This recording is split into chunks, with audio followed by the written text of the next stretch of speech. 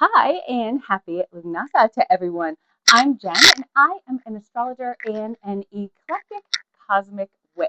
So thanks for joining me today as we're talking about Lughnasadh, our Sabbat. It's also known as Lamath. Now, Lughnasadh is the first of three harvest festivals that take place on the Wiccan Wheel of the Year. And this is celebrated on Friday, the 31st of July through to August 1st, and that is on Saturday. Perfect timing, falls on a weekend. That's always optimal. It's time to really just indulge in the rewards of all of the hard work we've put in so far this year. Lughnasadh's symbolism is synonymous to the waning gibbous phase.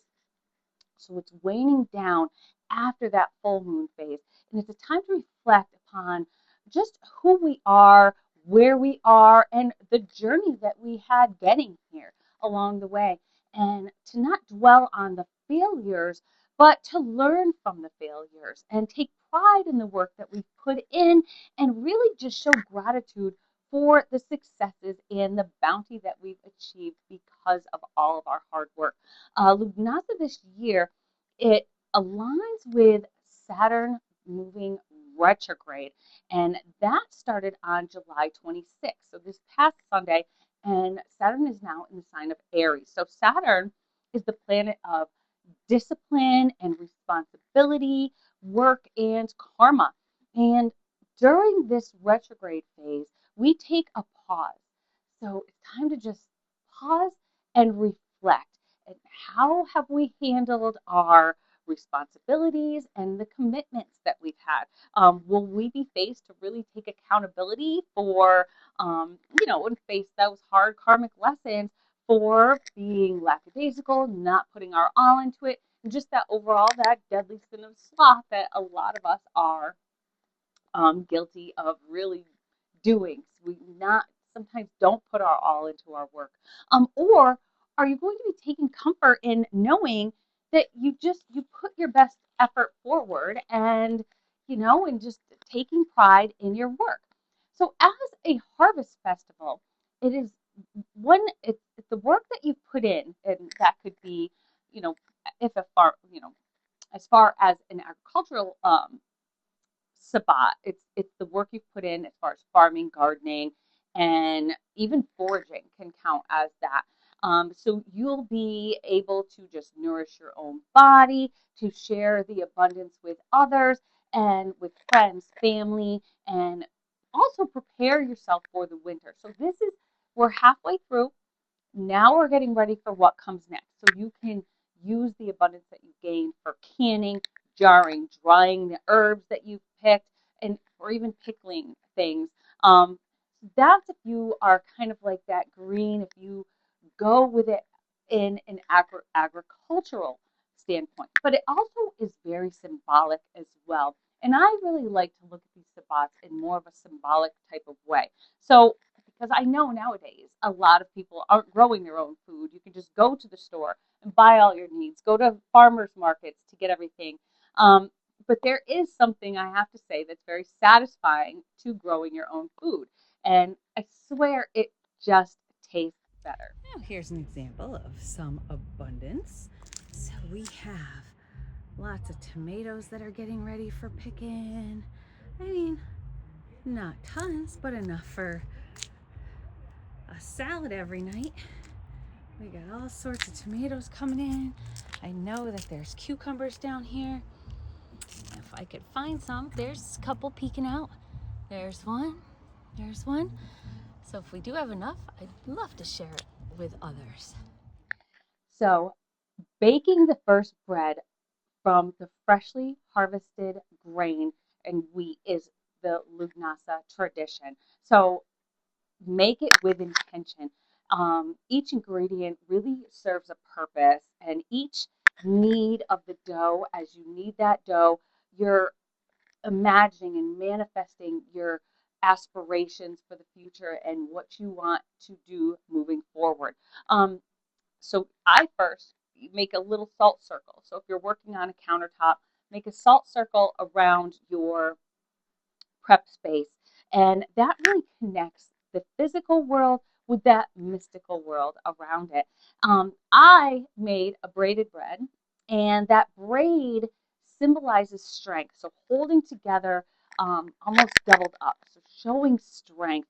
And my manifest was kind of wealth and prosperity. Not to win the lotto, but just to have that abundance in life a little bit. So I used in my bread, because it was herbal, I used thyme, sage, basil, and parsley. Oh, here is my beautiful braided herb bread. I think it came out beautifully. It braided very nicely, and hopefully it'll taste just as good. So for your recipe, if you're planning on making a bread, I would think about your own intentions. What are you looking to manifest in the next few months with the waning of this wicking wheel? So, is it love that you're trying to receive? So maybe use lavender, jasmine, some vanilla, and even some hibiscus. If it's health you're looking for, so maybe some cilantro, coriander, parsley, and marjoram. Um, but anything that you use, you really just want to focus your intentions into it, and say, moving forward, this is what this is what I'm going to take with me, and this is the effort I'm going to put in, and everything else I'm going to leave behind. Any of those negative feelings, any of those things that are holding me back, I will leave that behind. So it's very much like its correspondence with that Saturn retrograde that's happening right now as well. It's a time of reflection, a time of refinement, and restructuring. And restructuring where needed, but having also the strength to let go of what's no longer serving you. So you don't keep wanting to build on to what's not working. You want to let go of the things that's like, okay, I've put too much effort into this, whether it is a job, a hobby, a relationship, a friendship.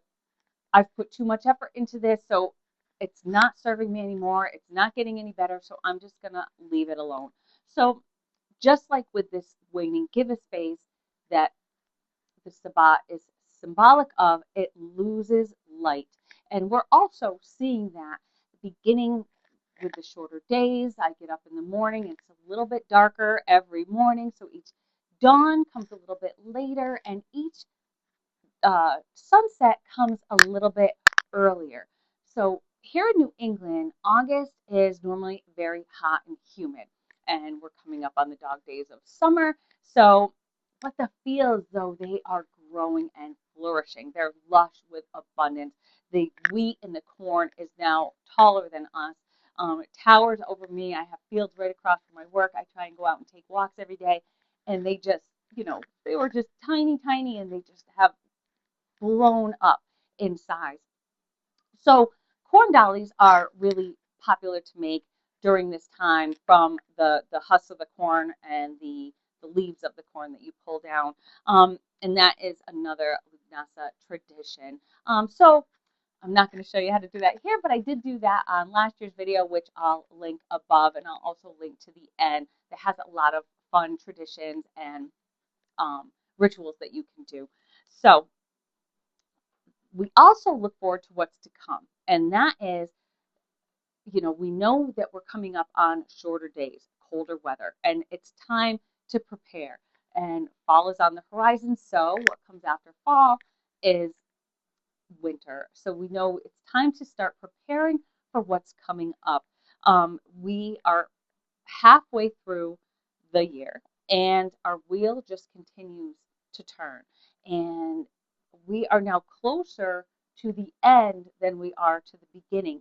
And that's very symbolic.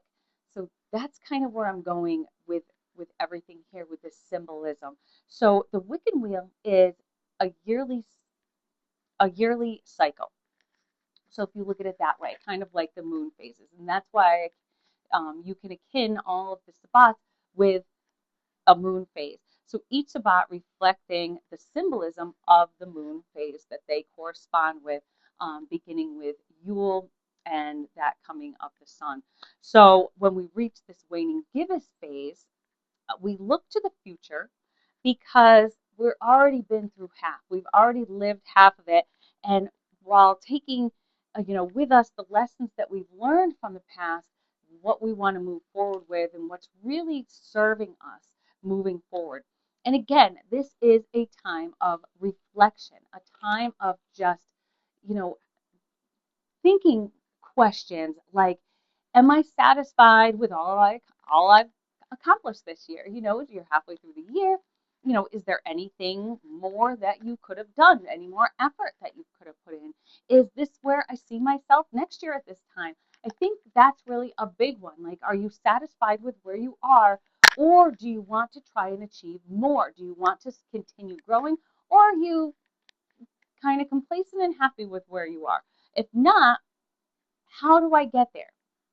How do I get to where I want to be? And it's a perfect time to create a vision board. And if you don't know what a vision board is, um, it's where you take everything that you kind of imagine your life to be, and you cut pictures and maybe little sayings and things that kind of give you a visualization of where you wish to be in your life, time frames, and what you wish to accomplish in with the waning season. So what do you need to work towards those goals? So that's what you need to figure. Okay, so if I want to move to this, how do I get there? So that's where that vision board can kind of give you a little pathway of getting to what your biggest desire is, where you want to be, where you want to grow to. But most of all, you need to let go of what is making you not completely love yourself enough to not be complacent, to want more from yourself, and to not just be like, oh, maybe this is what I deserve. So to just let go of those feelings of this is good enough, say, like, I deserve better, and know that you can work towards that. And also happening during this time of Lughnasadh is the lunar nodes, and they'll be changing signs into the Aquarius Leo axis. So to learn more about the nodes, if you're not familiar with them, I can link that video above as well, and I'll link it to the end, which I kind of get into a lot more depth on what the nodes mean. But in a nutshell, the nodes represent our past karma, that's the south node, and our destiny, and that's the north node. So the south node is kind of what we're moving away from.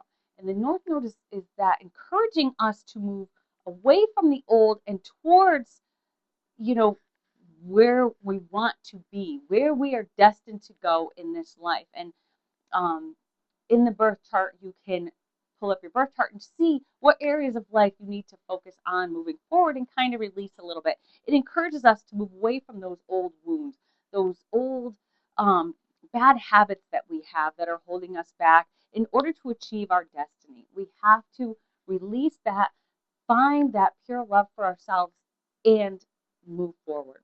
So, along with the Saturn retrograde, you want to take time to account for really your, to pay your karmic debt, I guess you could say. So, it's almost kind of like a 12-step program for your soul to kind of clear that the gunk, to clear out the bad, to clear out those negative feelings like, oh, I feel bad that I did this to this person, or those things that maybe just keep eating at you for years and years and years, or maybe your whole life. It's been things that have been bothering you, something that you feel like, you know, I could have done this better, but this is the time where you can take, kind of like a soul 12-step program to release that hatred, embrace that self-love, and know that you are deserving of this life that you desire. So this Wiccan wheel acts really like a metaphor, I feel, for the cycles of life.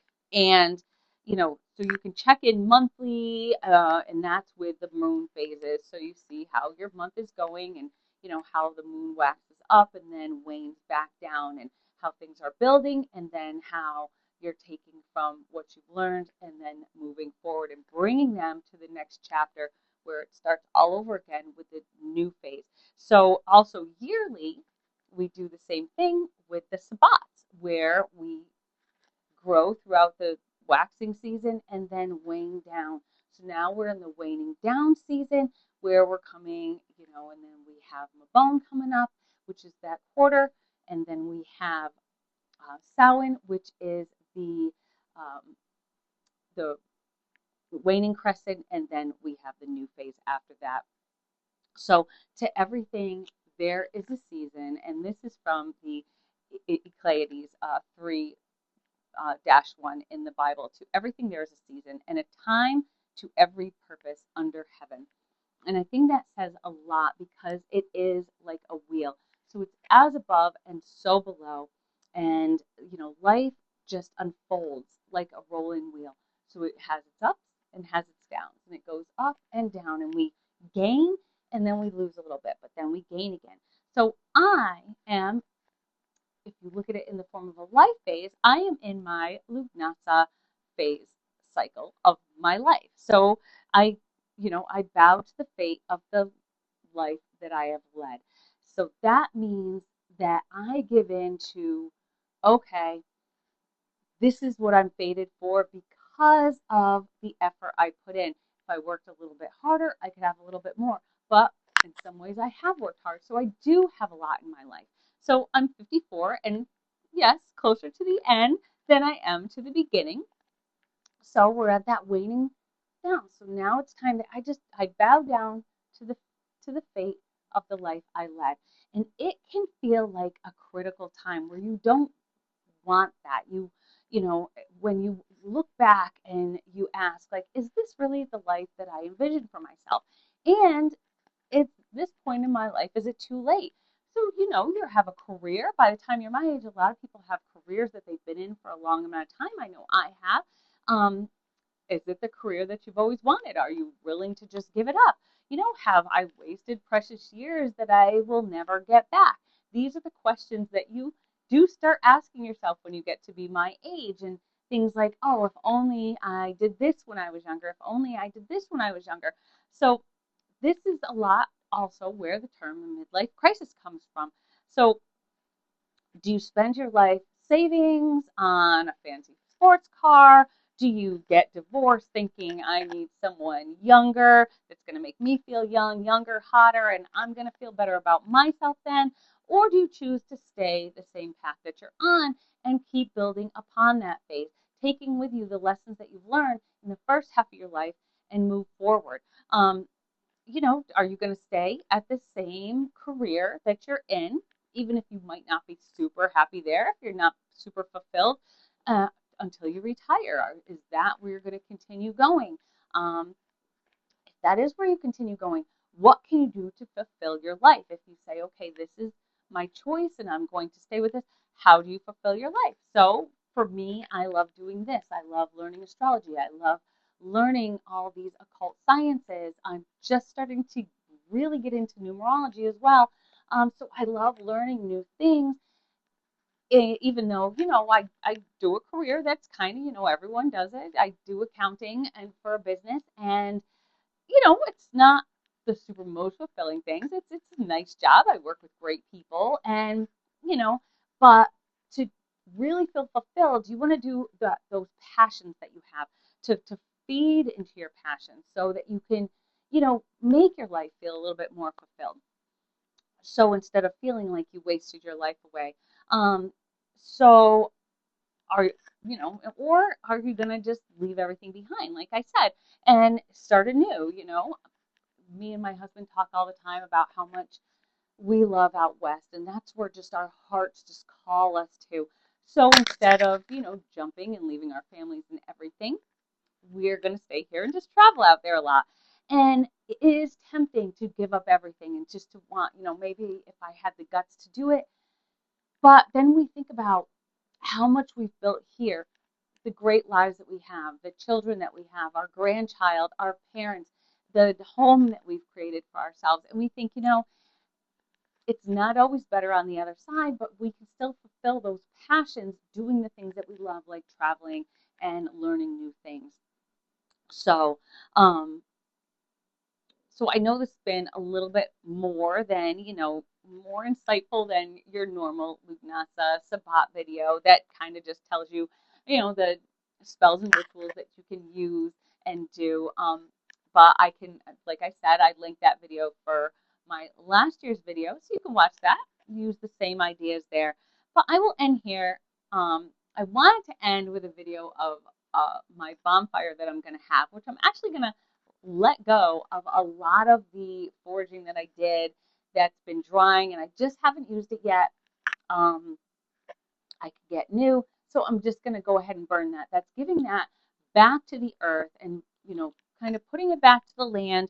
Unfortunately, I didn't use it all, and some I can't get rid of. So that's that. Like, I'm going to release some that's really not serving me right now, but then I'm going to go forward with what I have and just keep using that in the different spells that I do and that type of thing.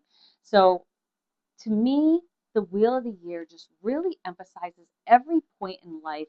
It reflects on this divine order, just really under God's plan that He has for us. And that's why we were born when we were born, with the stars being at those exact locations that they were when we were born, that create our birth chart, um, so that we could see what we're destined for in this life. So we could see, along the way, the hardships we might face and the difficulties we might face, but also the things that might come easy to us, the things that might come a little bit more natural to us.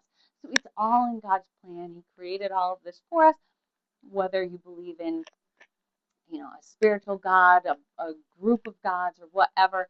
Something created this. Could have been even aliens. I don't know, but that's how I like to look at it. It's just like everything was formed, and you were formed with the stars. You came alive at the moment that you came alive for a reason and for a purpose. And this life, what you're doing is you're trying to get to that purpose or as close as possible to it. And that is that North Node, and that is that destiny in your life. So I hope you enjoyed this video. If you did, please hit that like button and, of course, subscribe. I have a lot of interesting things coming up, and we're talking about actually the Lionsgate opening. And yeah, I'm putting that one out a little bit late, but there's just been so much going on in the stars and in the earth, and as above, so below, like they say. So just trying to get it all out, but please leave a comment and let me know what you think. How do you look at the Sabbats? Do you look at them the same way that I do, or do you look at them more as just like a yearly thing where you leave little rituals? However you think about it, I think that's super. You be you, do you, do you with a peaceful mind, and just live in peace that you don't have to answer to anybody else. You don't have to answer your ideas to anybody else. You can be who you are. You can have the desires that you want, and they don't have to be what everyone else wants for you. You be you. Also, move forward with positive words. If you exude positivity, that's what you'll receive back. So, again, to find that true love in yourself and to be able to give yourself fully to somebody else, you have to get rid of those negative things. You can't hate on people just because they're different from you and actually love yourself. You have to just spread love and spread that positivity a little bit. So do that through your words. Spread those positive words out for everyone, and find the courage and the strength to have confidence in yourself that you can fulfill and follow your heart's desires. So again, I hope you enjoyed, and I will see you all soon. Happy New Year.